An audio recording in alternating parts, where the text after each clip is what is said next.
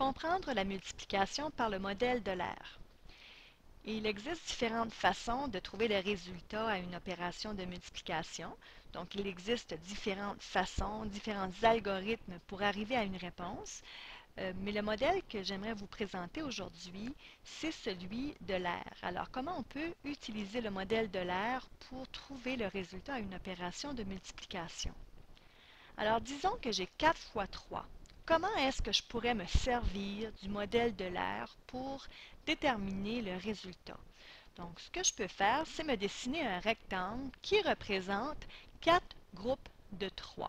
Alors ici, je vois mes 4 groupes de 3 et pour trouver le résultat ou le total, je dois aller trouver 3 plus 3. Donc, je suis rendu à 6 plus 3, 9 plus 3, 12. Donc, 4 groupes de 3 me donnent un air total de 12, ce qui est mon résultat. On va aller voir un autre exemple. J'ai 4 fois 22. Cette fois-ci, je vais aller illustrer mon rectangle en utilisant du matériel de base 10. Donc, j'ai 4 groupes de 22. Puis, si je fais la décomposition, ici, je vois que j'ai 20. Donc, 2 groupes de 10 qui me donnent 20. Puis, 2. Ensuite, j'ai 4. Donc, je vois bien 4 groupes de 22. Puis, étant donné que je veux utiliser le modèle de l'air pour trouver le résultat, je me fais un rectangle avec mes blocs de base 10. Donc, pour aller trouver le total, je vais dire, si j'ai 4 groupes de 20, alors je vois ici mes groupes de 20, j'en ai 4, ça me donne un total de 80. Maintenant, pour aller trouver le deuxième rectangle que j'ai ici, j'ai 4 groupes de 2, ce qui me donne un résultat de 8. Donc, pour trouver la surface totale ou l'air total, j'ai tout simplement besoin de dire 80 plus 8 qui me donne 88. Allons voir maintenant avec la multiplication 35 fois 14. Cette fois-ci, je vais utiliser le matériel de base 10 illustré, puis je vais aller dessiner un rectangle qui représente 35 fois 14. Donc ici en haut, je vois 30 et 5 unités, puis je vois 10 et 4 unités.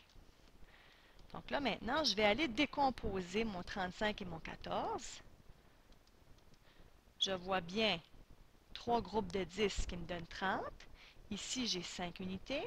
Ici, je vois un groupe de 10 qui me donne 10. Et finalement, un groupe de 4.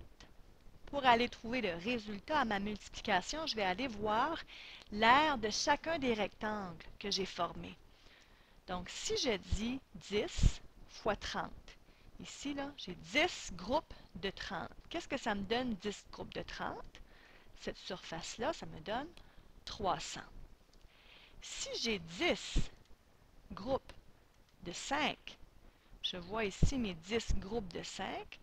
Si je calcule tout ça, ça me donne 50 petits carrés. Si j'ai maintenant 4 groupes de 30, alors je vois ici un groupe de 30, 2 groupes de 30, 3 groupes de 30, 4 groupes de 30. En tout, si je fais le calcul, ça me donne 120 petits carrés. Et finalement, si j'ai 4 groupes de 5 que je vois ici, ça me donne un total de 20 petits carrés. Finalement, pour trouver l'aire totale de 35 fois 14, j'ai tout simplement besoin d'aller faire l'addition des différents rectangles que j'ai trouvés. Donc 30 plus 50 plus 120 plus 20, ça me donne un total de 490. Donc, le résultat à l'opération 35 fois 14 me donne 490.